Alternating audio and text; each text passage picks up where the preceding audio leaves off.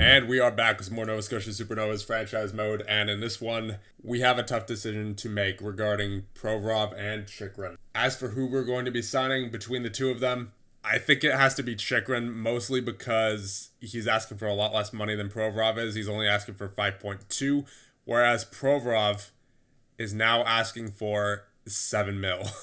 It's only for 1 year, but I'll be honest, Chychrun was better than Provorov last season.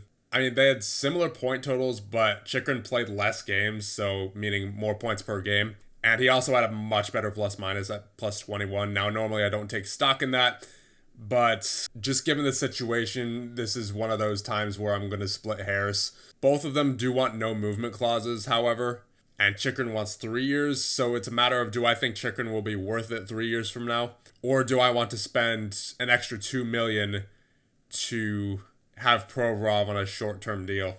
Honestly, I think I still have to go with Chychrun, because I can't see him declining too much in the next 3 years. I mean, he'll obviously decline, but he's only asking for 5.2. If he was asking for what Provorov was asking for, then I would give it to Provorov, because he's asking for less term with the no movement clause, but I can probably take Chychrun down enough in his salary that we won't really be feeling the effects of that no movement clause even 3 years from now. And even if we do, it's not a big deal. If this was a 4-year contract Chychrun was asking for, I might be a little bit more hesitant, but I don't have a problem with a no movement clause on a 3-year deal, because it's just not that long.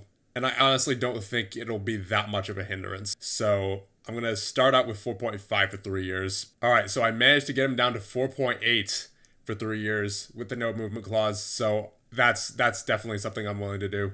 Submit offer to him.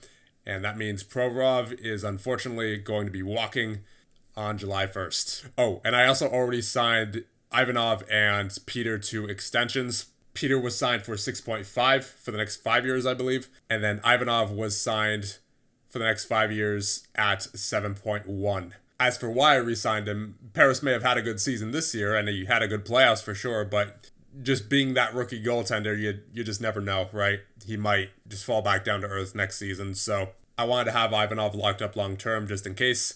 And if Paris does work out and he does turn out to be the better goaltender long term, then it really isn't a big deal. We could probably find a willing taker for Ivanov. But let's not get ahead of ourselves. That's still probably a couple of years away from now, just given that Paris still has 2 years left on his deal after this year. I don't think I'm going to sign Klee because he wants 4 mil. It's only for 1 year, but still, that's a lot for him.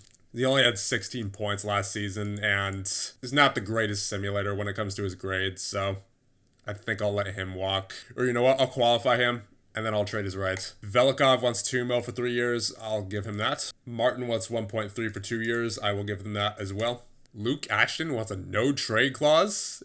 Being a minor league player, excuse me. No thanks. You can walk to free agency. Mike Sullivan's contract has expired, but after what he has done for us the past 2 seasons, he definitely deserves that extension. And time for the awards. So the Ted Lindsay, the Art Ross, and the Maurice Richard all go to Connor McDavid. The Lady Byng goes to Jack Hughes. The Bill Masterton goes to Matthew Tkachuk. The Mark Messier Leadership Award goes to Nathan McKinnon, and the Jennings Trophy goes to Bryant Marks. The heart between Catton, Matthews, and McDavid goes to McDavid at 113 points. Conn Smythe goes to Connor Bedard? What? I mean, fair enough. He had 25 points in 14 games played, but still. Calder between Montgomery, St. Louis, and Jekko is Mason St. Louis. For the Norris between Fox, Hughes, and Martin, it is Quinn Hughes. For the Selke between Pearson, Zacco, and Olesen, goes to Zacco of Winnipeg. For the Vezina between Marks, Zalin, and Milik, you have Bryant Marks. For the Executive of the Year between Dubas, Drury, and Armstrong, you have Doug Armstrong of St. Louis. And the Jack Adams between Simard, Warblowski, and Murray. So, unfortunately, due to our regular season, it appears Mr. Mike Sullivan is not on there. And that goes to Gabriel Simard of St. Louis. So that is certainly unfortunate, but you know what? We won the Stanley Cup, so who am I to complain? In the end, we got the one that mattered. And I think for prospects, I'm going to be signing Kirill Taziev. He's that guy who had the wild card special ability. And then I'll also be signing Adam Hutlett.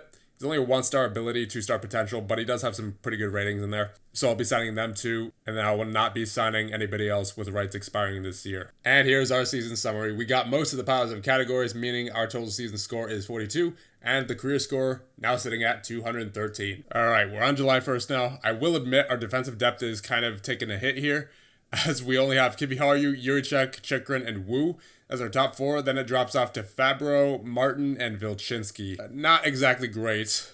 I mean, it's serviceable, but would prefer something a bit better. We are at 75 million in cap, so we can spend a little bit. Actually, Provorov is only asking for 6 mil now that we're in free agency. Coincidentally, our cap remaining is at 6.18.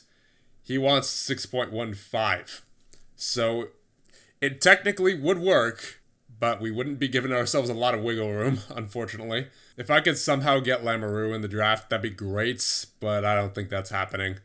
Yeah, he's the highest potential. I think he's probably going first, if I'm being honest. I mean, there is Bork, who has the 2.5-star ability and 3.5-star potential, but I think just given his potential, he'll probably go first. I mean, maybe his injury tendencies will ward some teams away, but I don't see it happening. He's almost definitely a top 5 pick, if not first overall. So unless we offer an arm and a leg, that's probably not happening. I mean, we could go for Provorov, but that's, like I said, that's cutting it real close under the salary cap. We're not giving ourselves much room to breathe there. Maybe if I could take him down to 5.5. All right, 5.79. Hopefully he accepts that. I mean, this is free agency, obviously, so there are probably going to be other organizations who offer him, but I'm just hoping that maybe those championships that he won with us will sway him to rejoin for a little cheaper than what he was asking for. So, yep, submit offer, and let's see what he says. And I think until I know Provorov's decision, I'm just going to advance up until the draft, because there's not much else I can really do until then. All right, let's see the draft lottery. So at number 17 will be Toronto, 16 Buffalo, 15 Calgary, 14 the Hurricanes. So the Islanders move up at number 14. Wow.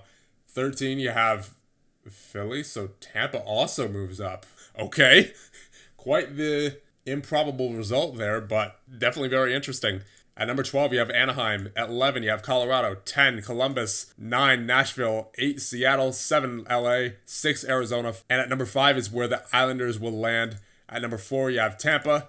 3, you have Montreal. 2 is Pittsburgh. And 1, the Vegas Golden Knights. Let's see where Lamoureux's going. Yeah, number 2. I don't think there's any way that Pittsburgh or Vegas or even Montreal would be willing to give up their picks. Maybe Tampa and the Islanders, just because they were a lot further back in the original order, because obviously they were closer to the playoffs, but I don't know. I don't think he's dropping that far. I don't think Lamoureux is going to drop that far. Let's see who will go first overall. Yeah, Lamoureux. Figured. So that's unfortunate, but there is Igor Yevchuk, who caught my eye. He is a 2.5-star ability and a 3-star potential. He's an offensive defenseman, but he's a real good one at that. And he's honestly not even that bad defensively. If he could just round that out a little bit and get everything to, 15, maybe 16 in the defensive category, he'd be solid. And his mental category is mostly there as well. So that's what I really like about him. Where he's supposed to go 6? Okay, I might be able to trade for that with, once again, with either Tampa or the Islanders. But let's just see what happens until then. So at pick number 2, you have Bork. At pick number 3, you have Jeff Hale. So Yevchuk is still there. There's Jan Schlegel as a goaltender, but not interested in that right now given our goaltending situation. But I am interested in picking up Igor Yevchuk if I can. So who has the next pick? It's Tampa. So Tampa and New York. I mean, it's probably going to take a lot to trade for this, just given the value of the pick. But maybe they'll be more willing to trade it just because they were close to the playoffs. And not only that, if I'm remembering correctly, Tampa actually had either the first overall pick or a very high pick last season as well. So there's a possibility that we can make this work. And I could use David Klee as an asset here. Very likely. Okay. I wonder what would be the minimum for them. Okay, so they're not going to take a third. What about a third and fourth? Yeah, okay, so it's got to be a second and David Klee then. Honestly, I kind of feel like I should give them the first just because, this is the 4th overall pick we're talking about. And just the rights to David Klee in a second, like that does, yeah, I gotta go the first. Like that, it doesn't feel right otherwise, you know, because we're moving our late first, very late first. In fact, 33 up to 4 with just the rights of David Klee. So I honestly feel like I should include more. Like I'll give them the Islanders 4th. Like at least now it feels a little bit more even. Like I wouldn't have been able to do a 2nd and David Klee in good conscience for the 4th overall pick. That just wouldn't feel right. So the rights to David Klee, our 1st round pick, and a 4th from New York for Tampa's 1st round pick. Offer trade finalized. So with that, we'll be taking Igor Yevchuk with the 4th overall pick. Let's just get one more look at him. Very good offensively, as we see. Even positionally, he's pretty good with that 15 there. Physically, he's not bad. Mentally, he's pretty solid. So just all around, very good. And with his current ability, he could play in the NHL this year. He had 30 points last year in the KHL. He's a big game performer. I see no reason not to take Yevchuk here. So welcome to the Nova Scotia Supernovas, Igor Yevchuk. And now we will simulate up to our 2nd round pick. And as expected, there's not much here. There's a 2.5-star goaltender. He had a .939 save percentage last year in 5 games. I mean, I'll take him if just for the potential, but I don't know. Let's look around a bit more. Not much else that really stands out to me here, honestly. Yeah, I'll just take the goaltender. I'll just take Wesley. And in the 3rd round now, there's really not much at this point, so we're just going to simulate through the rest of the draft now. And there he is. Provorov is back in Nova Scotia, so good to have him back for one more season. Of course, we are very much up against the salary cap, $81.1 million. And I think I will sign Yevchuk. Yeah, he's definitely ready. His 2.5-star ability, as we saw, very good offensively, already decent defensively. I mean, that could definitely use some work. I mean, he might spend some time in the AHL just to work on his defensive ratings. But besides that, I see him as a possible NHL player this year. So I think with that out of the way, once Yevchuk signs, we are basically done here in this offseason. And there you go. Yevchuk has been signed. And in the Hall of Fame, we have Sidney Crosby, Alex Ovechkin, Chris Letang, and Carey Price. So with that being said, I think that'll just about do it for this one. And the next one, we will get to the Year 11 regular season simulation and see if we can go back to back to back. See you guys then.